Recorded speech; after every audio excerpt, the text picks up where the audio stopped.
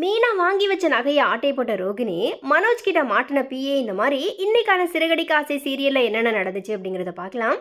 So அந்த வகையில் மீனாவோட தங்கச்சி சீதாவோட கல்யாண ஏற்பாடுகள் எல்லாமே பலமாக நடைபெற ஆரம்பிச்சிருச்சு.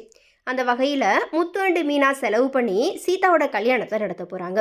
இவங்களுக்கு உதவி பண்ணுற விதமாக அண்ணாமலை அவரோட பணத்திலிருந்து 50,000 ரூபாய் பணத்தை எடுத்துகிட்டு வந்து கொடுக்குறாரு.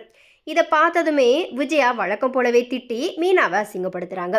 அதனால் மீனாவும் அண்ணாமலை கிட்டே எனக்கு பணம் எதுவும் வேணாம், உங்கள் ஆசீர்வாதம் மட்டும் போதுமாமா அப்படிங்கிற மாதிரி சொல்கிறாங்க. ஆனால் அண்ணாமலை சீதாவும் என்னோட மகள் மாதிரி தான், அவளுக்கு செய்ய வேண்டிய கடமை எனக்கு இருக்குது அப்படிங்கிற மாதிரி சொல்லி பணத்தையும் கொடுக்குறாரு. அதுக்கப்புறமா ரவி என்னோட பங்கு சீதாவோட கல்யாணத்துக்கு வரவங்களுக்கு சாப்பாடு எல்லாத்தையுமே நானும் என்னோட டீமும் செஞ்சு மொத்த செலவையும் ஏற்றுக்கிறோம் அப்படிங்கிற மாதிரி சொல்லிடுறாரு. இதை பார்த்த ஸ்ருதி இது மட்டும் போதாது, அதனால் என்னோட பங்கு சீதாவுக்கு நான் 3 சவரன் செயின் வாங்கி கொடுக்குறேன் அப்படிங்கிற மாதிரி சொன்னதும் விஜயா ஆச்சரியமாக பார்க்க ஆரம்பிச்சிட்டாங்க. ஆனாலும் ஸ்ருதி யார் சொன்னாலும் கேட்க மாட்டாங்க அப்படிங்கிறதுக்காக விஜயா வாயை மூடிக்கிட்டாங்க. உடனே அண்ணாமலை மனோஜ் கிட்ட நீ என்ன பண்ண போற அப்படிங்கிற மாதிரி கேட்குறாங்க. அதுக்கு ரோகிணி சீதாவுக்கு பிரைடல் மேக்கப் நான் பண்ணி விடுறேன் அப்படிங்கிற மாதிரி சொல்லிடுறாங்க. ஆனால் மனோஜ் வாயை திறந்து எதுவுமே சொல்லாததுனால அண்ணாமலை உன் கடையிலிருந்து கிரைண்டர் மிக்ஸி எடுத்துகிட்டு வந்து கொடு அப்படிங்கிற மாதிரி ஆர்டர் போட்டுடுறாரு. இப்படி ஒவ்வொருத்தவங்களுமே அவங்களுடைய பங்குக்கு மீனாவோட தங்கச்சி சீதாவோட கல்யாணத்துக்காக ஹெல்ப் பண்ண ஆரம்பிச்சிட்டாங்க.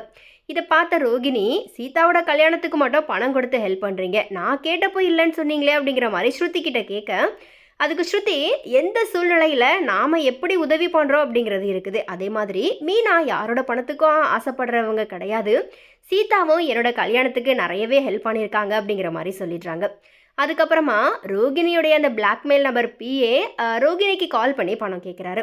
இல்லை அப்படின்னா நான் முத்துக்கிட்ட எல்லா உண்மையும் சொல்லிடுவேன் அப்படிங்கிற மாதிரி மிரட்டுறாரு. இதனால் ரோகிணி என்ன பண்ணுறதுன்னு தெரியாமல் முழிச்சிக்கிட்டு இருக்கிறாங்க. அதுக்கப்புறமா மீனா அண்ட் ஸ்ருதி 2 பேருமே கல்யாண விஷயமா வெளியே போகும்போது பூஜை ரூமில் சீதாவுக்காக எடுத்த நகையை ரோகிணி பார்க்குறாங்க.